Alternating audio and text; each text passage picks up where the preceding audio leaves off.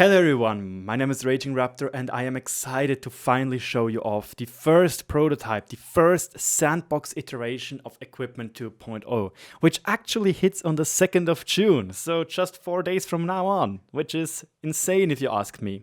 But yeah, Wargaming finally dropped those information today. We can finally have a deep dive into those things and, well, yeah, have some theory crafting as well, because so many things look very interesting, but I also do have some concerns about it just not being enough. So again, we are going to have a deep dive into those informations we are here right now, and I'll give you obviously my personal opinions and also fears about those things. But before we join into this thing, you can also watch the developer diary, which is interesting. However, if anybody from Wargaming is watching this, I do want to point out, I know the current situation with the virus is annoying, but I kind of felt like this video, it felt like a found footage, you know, like something you would do for a Blair Witch project. It didn't really felt professional as usually. There was a lot of things like it felt like they were trying to act badly and like, oh, now let's have a look at this. Good idea that you want to talk about this. It really felt a little bit off. But again, you can watch it for yourself and you will see what I mean.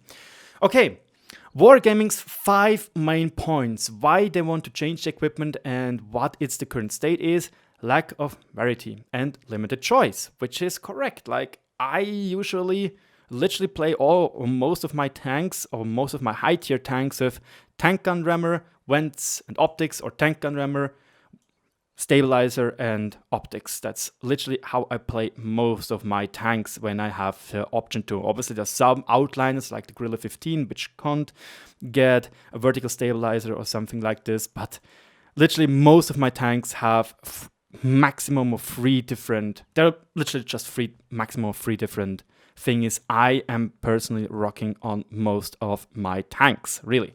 So yeah, so this point is really true. There are also several versions of the same type of equipment, and they want to just boil them all down to just being also again several versions, but which are just bound to not caliber size, for example, but to tiers. So we have, for example, equipment for tier 1 to 4, I think, or none of that. We have equipment for low mid tiers and equipment for higher tiers. Then there will be, right now we have a limited variability of equipment configurations regardless of the vehicle class. Again, it's the same point we have up here. Most of the time you just use vents, stabilizer and rammer. They want to adapt the equipment costs, so it's not like lower tiers have no chance of buying them, which makes sense. Again, imagine that in general, a low tier like an T1 cannon or something could in theory mount binos, but it costs 500,000 credits, which is for a new player out of their mind. And lastly, there are many types of equipments to improve firepower, but few to enhance other performance characteristics, such as mobility, which makes sense. Again, most of the things about the game are in general, well, DPM focused. So this is what they want to do. They want to simplify the choice and use of all equipment. Kind of weird to call it simplify when you suddenly make a whole new section about things where different module types and different model type slots give different results, you know. Increase the diversity, including various modifications used by the players, and make equipment cost more affordable for low and medium tiers. Sounds good. So the first big changes, and this is like one of the big things in general, is that it feels like Wargaming once again wants to cater again for new players.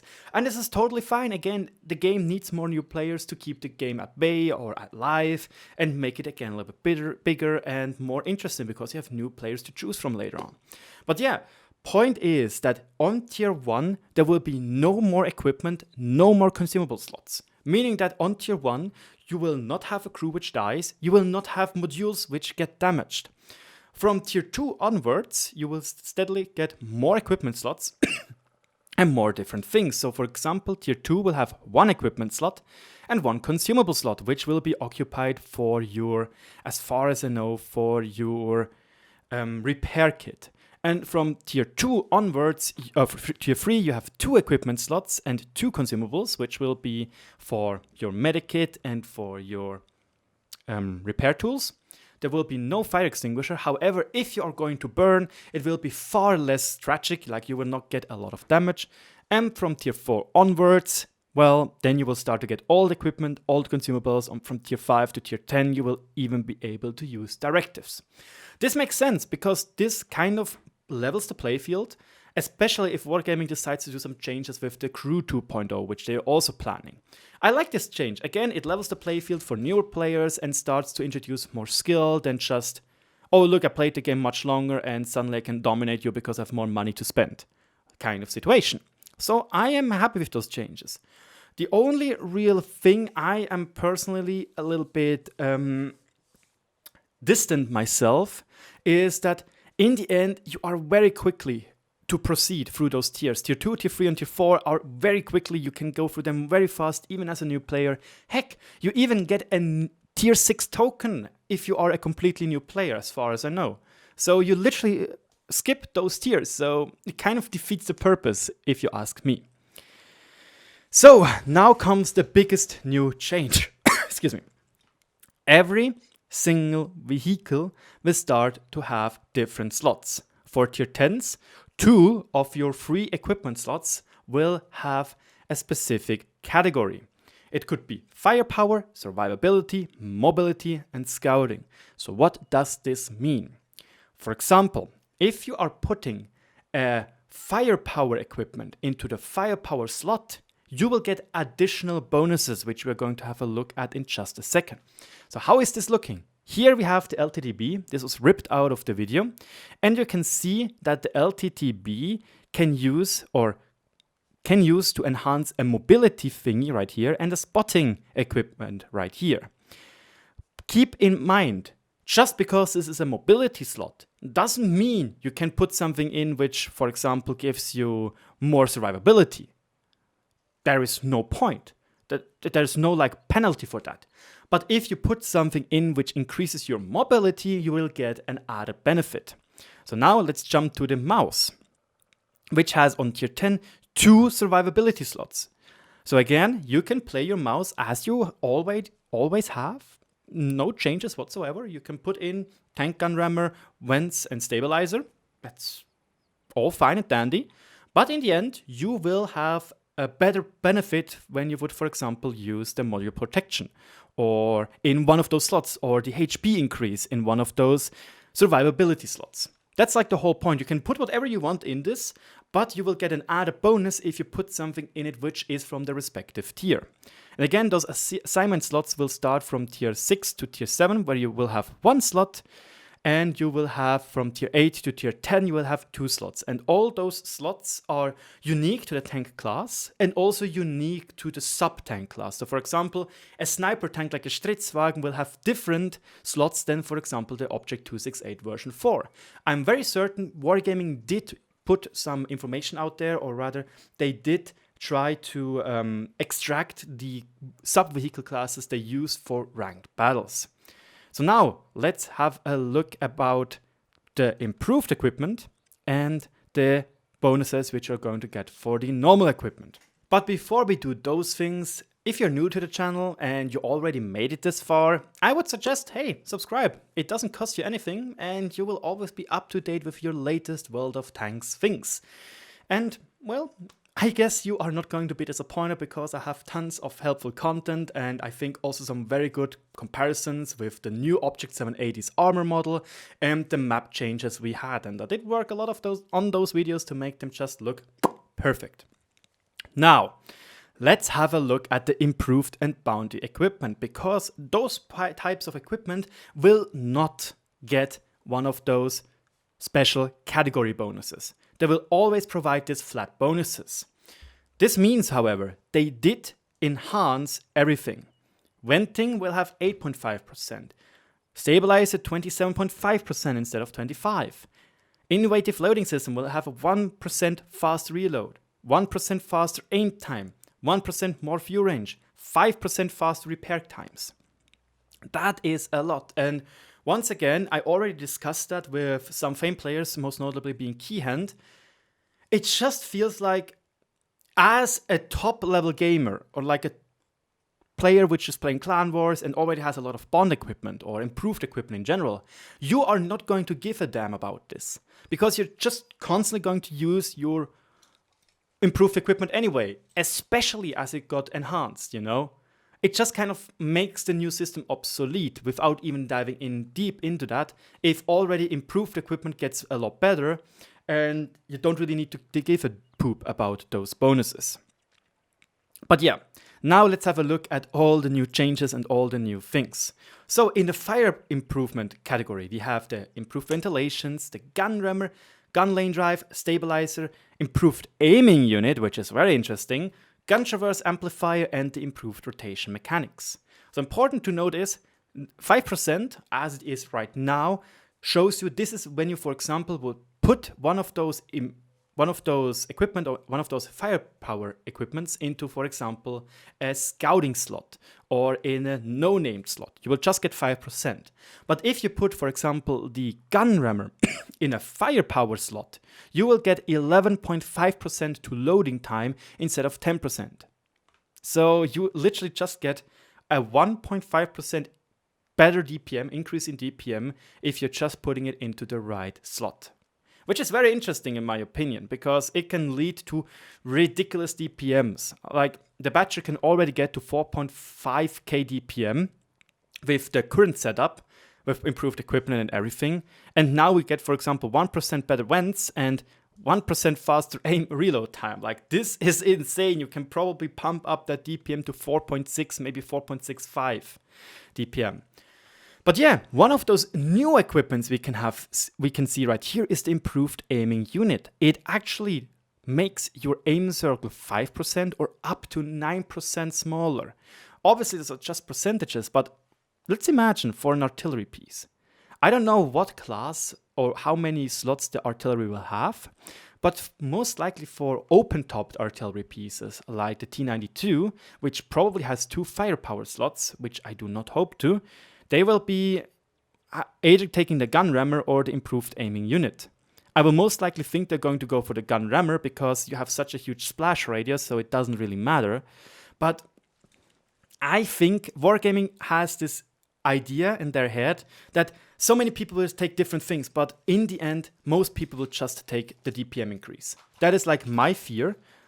So I don't really know. However, other things which are new, the gun traverse amplifier, the turret traverse speed or gun traverse speed on stationary cabins will get improved by 20 or even 30%. But this one is also very interesting, improved rotation mechanics. The accuracy on hull traverse is getting better. Like this could be very, very powerful for a tank like the ISU 152K, which has horrendous gun stabilization on the move. Or the Guerrilla 15, like the Guerrilla 15 has so bad aim stats. So some people might actually say, you know what?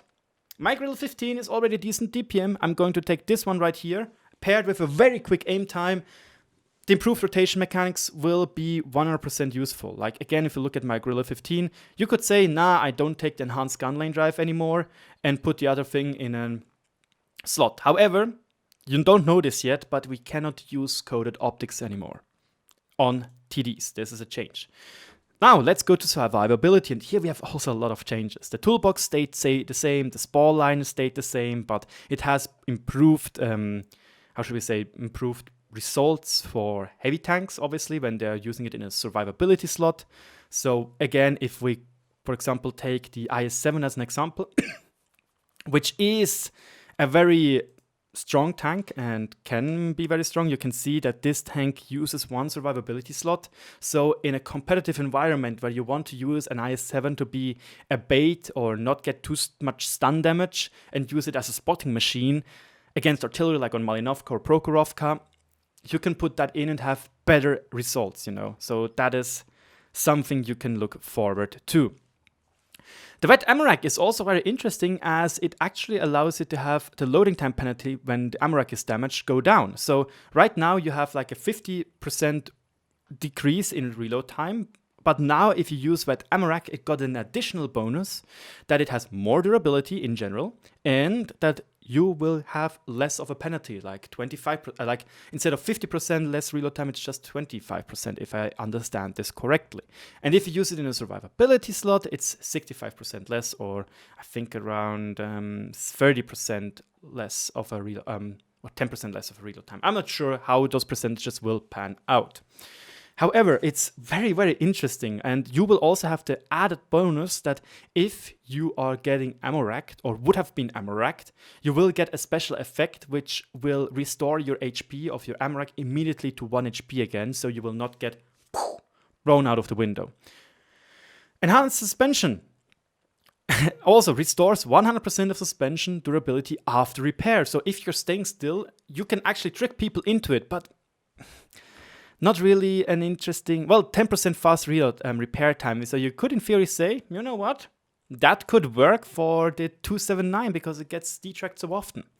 But then again, you most likely have already improved equipment on the 279 because it's a ridiculous strong vehicle, which is used for ranked, which is used for clan wars, which is used for advanced. So you're not going to take this because there's no use in it. The fuel tanks also have now better survivability and you will not burn as quickly.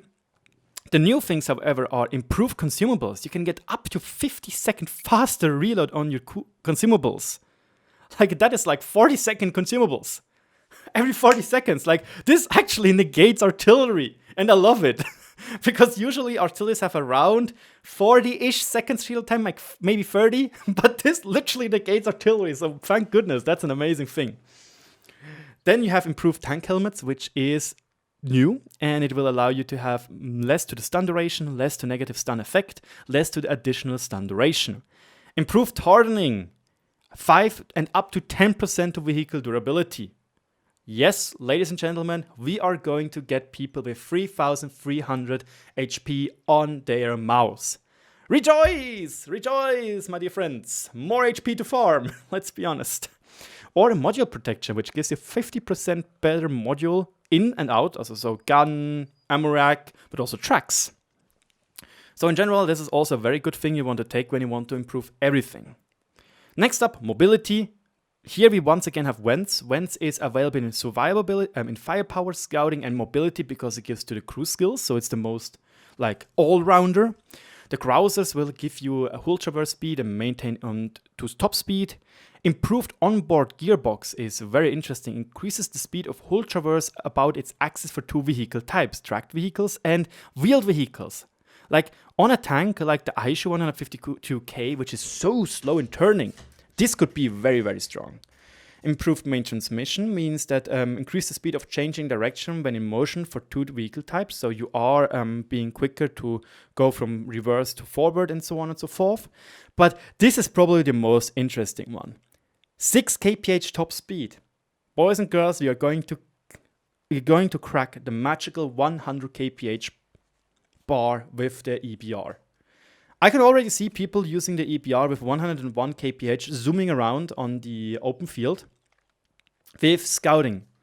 I can show you what I mean right now. Reverse speed could be good for the E5, but I don't think so. And the turbocharger.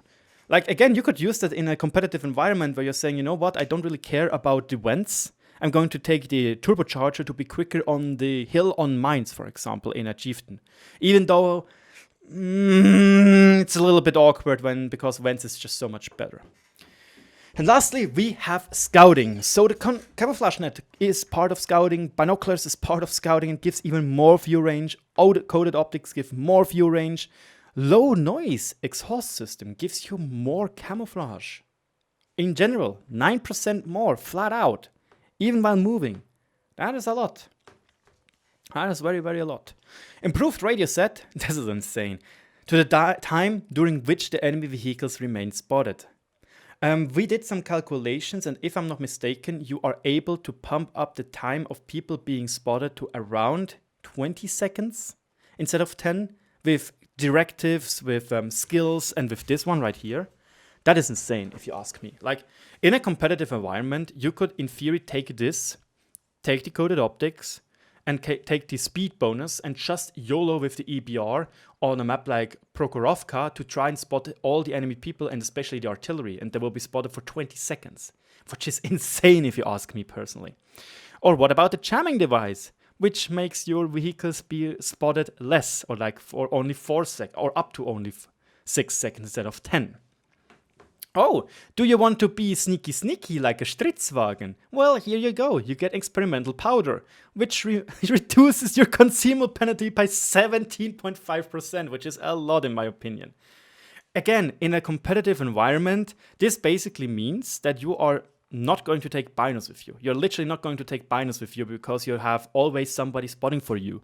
So you're going to take the concealment bonus and you probably can bump this up to maybe around 12 to 13%, which sounds so much in my opinion. Like it could be, I'm not sure, I'm just guesstimating. But now comes the biggest one. Commander Vision System.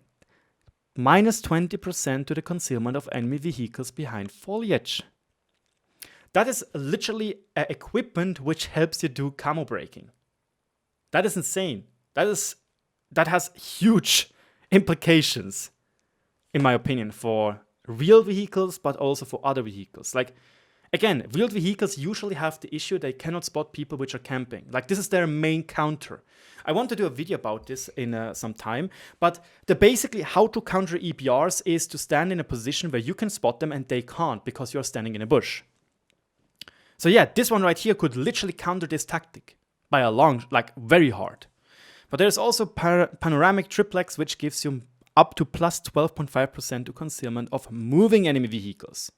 So, for example, let's take, I don't know, the tank like the M48 Patton, which already has very, very good spotting. You know, you can bump it up to maybe with my crew of 500 meters with optics, you know, 500 meters, 503 meters. If we remove the optics, we still have 460 meters roughly. And we put this one in, you will have much better camo breaking because you already have such great base sphere range. I don't know, like, it looks insane to me. But yeah, here are the additional bonuses for the existing equipment. Again, the wet ammo rack says that you will not be able to get ammo racked once. So you cannot get full HP ammo racked. You cannot get burned once with the fuel tanks.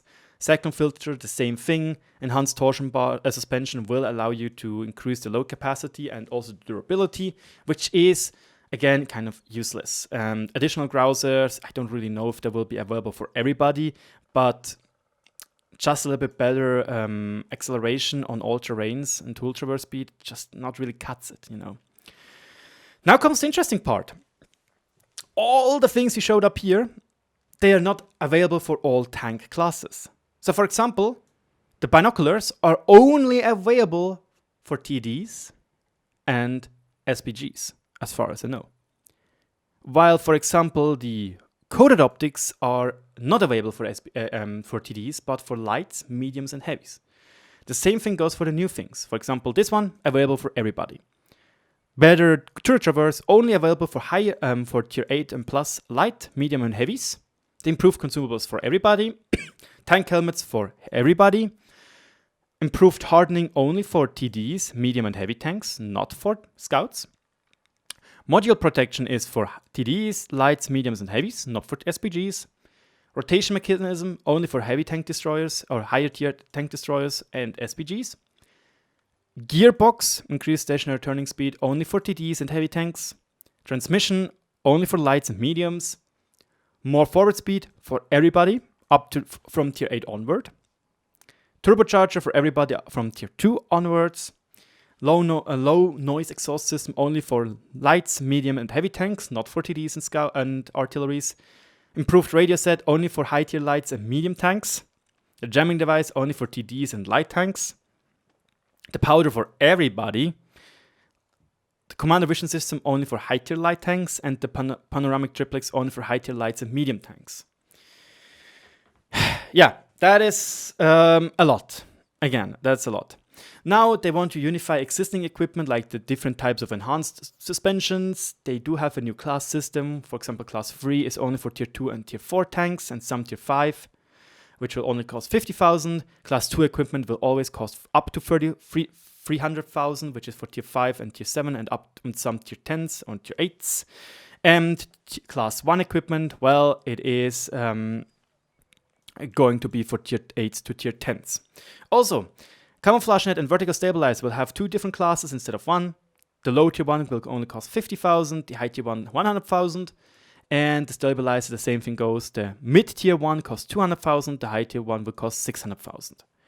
Yeah, Spall Liners, they still, they changed it a little bit. It's not about the weight anymore, or only partially, like the light one will only be for light tanks and tank destroyers. The medium for tier 5 and tier 7 heavies, and tier 8 and tier 10 medium tanks and tank destroyers. Heavy Spall Liner will only be for tank destroyers and heavy tanks which are less than 75 tons, and the super heavy for more than 75 tons.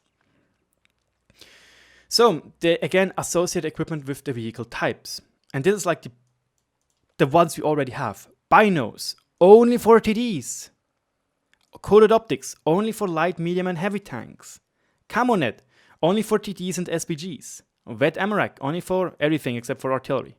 The same goes for the CO2 and cyclone filters, and the Grouses is for everybody. Like, it literally takes away from E3, E4, my Foshs, which are all playing with optics. Well, not these ones, but the Badger. Like, I play basically every single TD on tier 10 with optics. As soon as I reach the magical number of 445 or 450 meters, I always will try to use or go for coated optics. So they're literally taking this away. I think I know their reasoning, because they don't want TDs to spot for themselves. But then suddenly they are saying binocular telescopes are only available for high tier tank destroyers. So not for scouts. Like, literally, they are taking away of, for example, a tactical Manticore with like 570 meters of view range. It won't be workable anymore. It won't work anymore. It's insane. Like, it's insane, really. I'm skipping over the conversion conditions and Handful Hand for novices. They did improve the interface. It looks like it's kind of for people which are blind-ish. I don't know. This one is a little bit weird. You will get rewards for testing. Most notably, you will get, on the live server, you get up to 4 days of premium when you play on the sandbox, which is nice. You have to play up to 30 battles, 45. You have to play 50 battles at least to get the bonuses, 4 days of premium, which is understandable. But yeah. Okay, I do wanna now give you a little bit of my personal thoughts about everything like this. I already gave them. First of all, I have to say I like that Wargaming wants to do changes. But on a second glance, I don't really see. I see like a main problem with the ability that most tanks will suddenly get, for example, a firepower slot. Like, again, it will not be the IS-7 and the Mouse not, because the Mouse has like 2 survivability slots. So they won't really be tuned, they won't get more DPM. I think the firepower slots are mainly reserved for medium tanks and most likely TDs. But, like, they will get a DPM increase. And I have to say, do we need more DPM? Do we really need more DPM? So, for example, I do see that you will most likely have more changes, like more differences. Like, for example, I can see that people maybe start playing the IS-7 without vents, but maybe, just maybe, with the improved turbocharger, with the turbocharger in the mobility slot. Again, they did show us that the IS-7, if you go back here, it has a mobility slot. So people may or may not be using the mobility slot on the IS-7 for the turbocharger, because it is prone to be a little bit slow because of the lack of power to weight ratio with combination of its poor terrain resistances. So this could in theory be that you will say, you know what, you're going to get 25% better HP, right? Mobility slot, yeah, 15% more engine power. So this will definitely bump up your HP per ton ratio. But like in the end, the the main thing I'm seeing right now is it is great that we suddenly have a huge difference of things. Like, it is great to see that lower tiers are getting easier to play, you know? But the main problem I'm seeing with the new system is that it doesn't really cater to the fact that most of the time everybody is still going to play the same way. Because either you are going to get a slight bonus to that way you're playing, or you just keep as is. There won't be any changes to how the 279 is going to be built because most people already have purple equipment in this tank.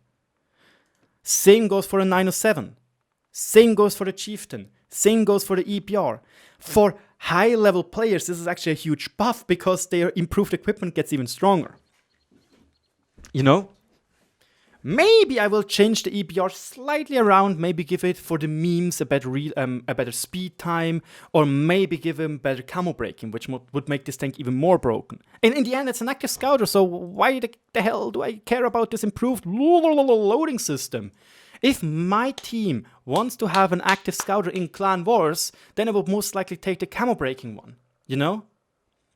You can do meme builds. Like, this will be much more better. Like, there will be much more diverse builds. That is out of the question. And Wargaming really wants to bait you in to use different slots. Like, I'm 100% certain that on the mouse, most people will be running the survivability slot to just have better protection against, or have more HP, just because you can have more HP, because it's just like the matter of fact that you can, you know. But there will still be the most, or the normal, or the usual way to play it is just, again, large tank gun rammer, optics, vents, or maybe vents and stabilizer. There will be no changes to that. Literally, there will be no changes to that. If you can still use, for example, rations, you know. I really like that Wargaming wants to do those changes. I really do. And I really see that they can have a huge impact. The issue is, at the first iteration of the sandbox, it just simply doesn't feel like enough. Like, it doesn't feel like Wargaming understood that all those changes will make a bigger gap between Clan Wars players, or people which have a lot of bonds, and non-bonds player, and from the meta build. Because the meta build will suddenly shift towards get bond equipment. Because it's the most best thing ever. Or bounty equipment, which is the most best thing ever. Because they actually got better, and they don't give a damn about those changes, or about those categories. So, again, I didn't play this yet. I will be waiting since the 2nd of June, and then we'll play and then start doing things, and then I will do my first real impression, and then most likely do a deep dive and give you my real thoughts and opinions, because again, this is a lot of guesstimation, you know. But again, I do not feel like the meta build is going to change. It will stay the same. Literally, there will be no changes, I think. Maybe here and there, some tanks will become a little bit more specialized, but the variety, yeah, that's how it's pronounced. Variety will not really change that much, I think, because the meta build will still stay the same. And again, Wargaming literally enhanced that meta build for many tanks when you can use vents on a scouting spot or a mobility slot, you know. It makes vents literally the best option ever, you know. And that's the main point. There are so many interesting things. So many interesting things. There's so many new experimental things I write in here that with just 3 slots, you don't have a chance to even come remotely to something. Obviously, you have to decide, but I kind of wish to have 4 slots on tier 8 to tier 10 tanks with the added point that when it is a special slot, like a category slot, that you can only put things in this category in there, you know? That would be a lot more interesting, in my personal opinion. So, in my idea, let's imagine that, for example, the IS-7 has the first slot being a mobility slot and a survivability slot, meaning that in the first slot, you're allowed to only put mobility or survivability things in it. In the second slot, you can put in mobility and or a firepower slot. And the last slot, it doesn't matter. That would be interesting, because that would have narrowed down and tried to make you search for a new meta build. Right now, I still think you will always have the same meta build. You will always go for rammer, vents, stabilizer, rammer, vents, optics. There will be no real changes, I think, because the other things just simply do not give you a lot of added bonuses. But again, that's the first sandbox. That's just my concerns, which I'm having right now. The video is already way too long, but there was a lot to talk about, and this is what I'm usually doing. I want to give you everything in a timely manner and everything in a deep dive, so you kind of understand where I'm coming from and how those changes may affect the gameplay. Again, I like that Wargaming wants to do changes to the things. However, right now, I don't really see why I should stop using what I already did use, you know. I think if Wargaming really wants to shake up the meta, like shake everything up, I'm going to shake my camera right now to make it dramatic. But this, they would need to implement borders, implement restrictions. Again, if say that in a mobility slot and in a mobility slot only mobility things can go in. Obviously, this makes diversity smaller, but it makes variety bigger because you have to start to think, okay, it's just a mobility slot. Do I want to use vents? Because vents is always great. Or do I suddenly say, you know what? It's a mobility slot. I get a bonus on using this. So I might just use the more KPH, you know? Because I can't put something like vents, like I can't put something in like a rammer or something without a bonus. I don't know. That's my personal opinion on the new changes. Let me know in the comment section below what you think. I know it is a long video. Don't forget, on the 2nd of June, go on to the sandbox server, do some testing for yourself, and we'll see how it goes, really. I am looking forward to it, and I hope that we can have tons of funny things and tons of clickbaity things. I'm looking forward to gas. I'm gonna step on the gas with the EPR and drive around like a Pepega cart with 101 kph, you know? Because that will be possible. Or play the mouse with 3300 HP, or make the highest DPM possible in the game, with maybe being 4.6k. Who knows? We'll see. Anyway, my name is RagingRaptor. Again, if you were able to endure this shitty guy right here, well, then consider subscribing if you're new to the channel. Again, my goal is, guys, to reach 10k before the end of the year. And I know with the help of you guys, we are able to do that. Thank you so much for watching. Have a great weekend. Have a great day. And as always, thanks for watching and wish me luck in 1 month when I have my finals. Cheers, guys.